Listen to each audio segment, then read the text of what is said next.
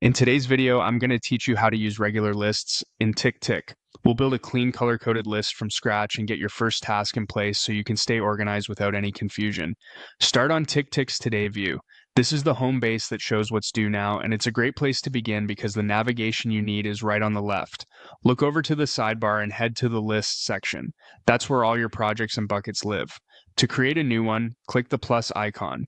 A setup panel opens, and this is where you define the essentials. First, give your list a clear, specific name. Pick something you'll recognize instantly later. Think marketing plan or home maintenance, so it stands out in search and stays meaningful over time.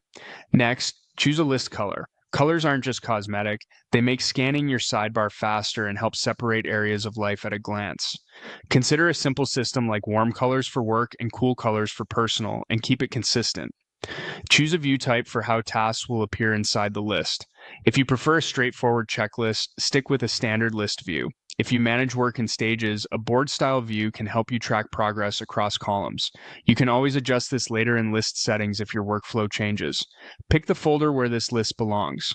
Folders keep related lists grouped and tidy, which is especially helpful once you have a lot of projects.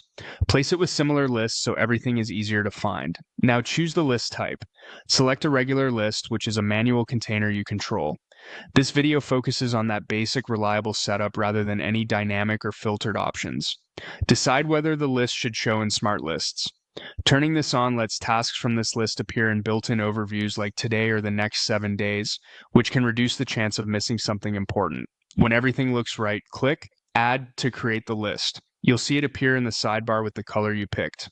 Open the list and click Add Task to drop in your first item. Keep task names short and action focused so they're easy to scan. You can always add details like notes, subtasks, or dates afterward as needed. That's it, your regular list is ready. Repeat this process for each area of your life, and you'll have a clear structure that supports daily focus and long-term planning.